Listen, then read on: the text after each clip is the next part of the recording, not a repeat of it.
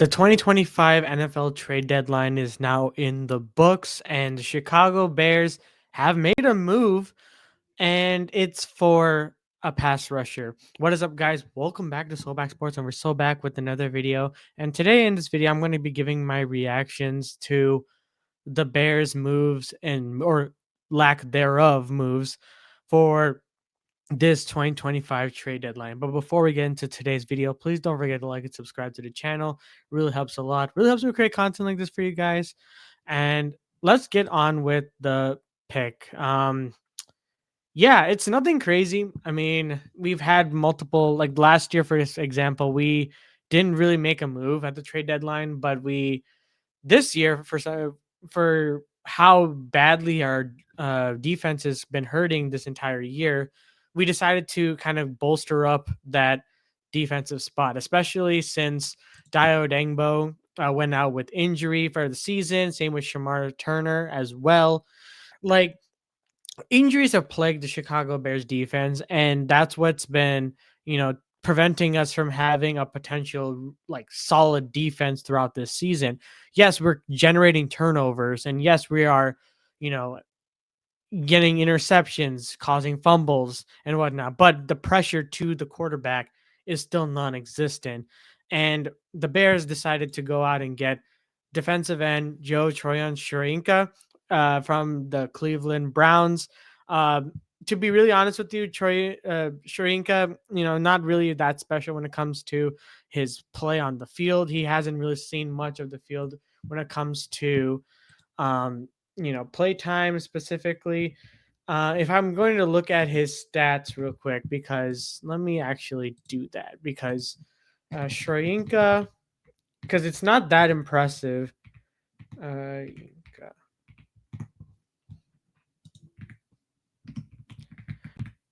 and it's nothing crazy at the moment. Like, especially, he's been on the Buccaneers for 4 seasons. Had his largest sack total in a season was 5, and that came in 2023. And it's nothing crazy. And this season he has 0, and he only has 4 assisted tackles for a combined 7 tackles total this season. Nothing crazy, to say the least. And you know, another thing to kind of also consider as well when it comes to the Bears is that they actually tried to make an attempt to get Jermaine Johnson from the New York Jets. And as you probably have heard, the New York Jets have been really active in being sellers for the trade deadline. And, especially with the deal with Sauce Gardner going to the Colts, Quinn Williams going to the Cowboys, it was seemed like there was a possibility that Jermaine Johnson could have been a Chicago Bear. But unfortunately, given the current circumstances of what the offer was, it seemed like their offer was a second round pick for Jermaine Johnson, which in theory is a pretty good like value, but it doesn't. It seems like Ryan Poles and this front office think that's a little bit too steep of a price, and like there were other options as well, and it's kind of crazy. I'm if I'm giving my honest reaction, I really hoped that the Bears would have done something in this trade deadline. Like, I'm being absolutely real, because I think that we have a lot of holes on this defense, and we are 5-3 right now. And I've had a lot of conversations with multiple Bears fans and all that and their perspectives, and they kind of also feel the same sentiment. But there is some little pushback to that in my take. Like, my emotions tell me that we should have made a move, but I kind of do understand from a perspective why we didn't. But that doesn't make it like necessarily a right thing to do or the more logical thing to do, especially with the current record that we have. And like, I get it. It's very, very tough, especially with how badly our defense has been playing, especially in how unhealthy our secondary is in terms of our edge rushers. Now we have Montez Sweat, Austin Booker, Hardy, and now Shrinka. It's not that great of an edge rusher room. And if anything, we could probably move Jaron Dexter potentially to be a defensive end, and maybe that could generate some pass rush. But it's still, at the end of the day, not enough firepower for this D line to be as effective as it can be, because our rest of our schedule, if you look at it, is a lot more it's a lot more tough. Especially when we're playing the division multiple times, the Eagles, the Niners, the Browns defense as well. And that's going to be tough. Like you have to be really honest with yourself. And I'll be real, Ryan Poles, I feel like he should have been aggressive this in this trade deadline, but I do understand that we are strung a little bit for cap this year, specifically. But you know, I think that we'll have to trust Ben and Ryan Poles in this case because I feel like Ben had a lot to say and he probably had a lot of like top choices in his mind of like who he wanted to kind of spend that heavy capital on, because you don't want to spend insane amount of capital on um decent players or like good players. You want to spend it on great players.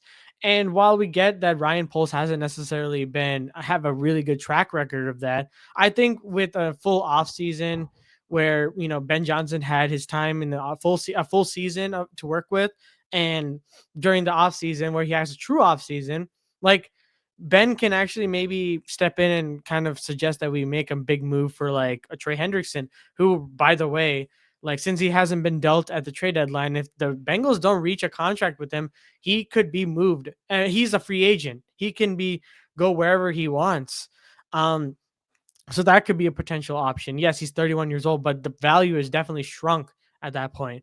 And then, Miles Garrett, if he's unhappy with his situation, maybe go make a move for him. Max Crosby, go make a move for him. I know this seems very tough, especially with how incessant we are when it comes to, or insistent we are to not really giving up our picks or not overspending on certain players, except for Idaho Odengbo for some reason.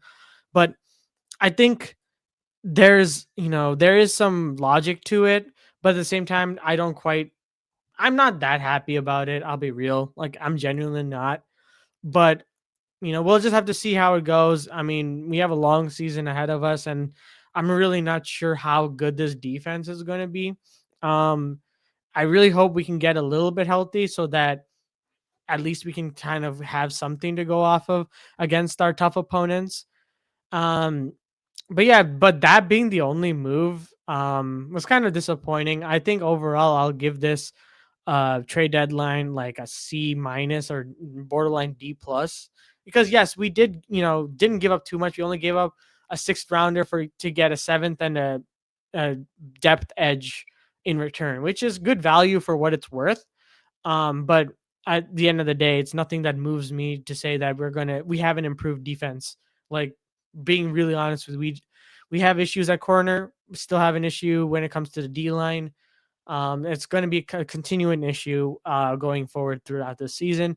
But let's see how Dennis Allen adjusts, I guess. I mean, that's all we can really hope for, especially against tough opponents. And, if it's going to be anything, if like the Ravens game is going to be a very long season, to say the least. That's going to do it for today's episode or video, I guess, when it comes to the trade deadline and my reaction. Nothing too crazy, to say the least, but let me know what you guys think about this move by Ryan Poles and your thoughts on Ryan Poles and Ben Johnson's move for this. That's going to do it for today's episode. Thank you guys so much for watching. Please don't forget to like and subscribe to the channel. As always, guys, we'll see you guys in the next one.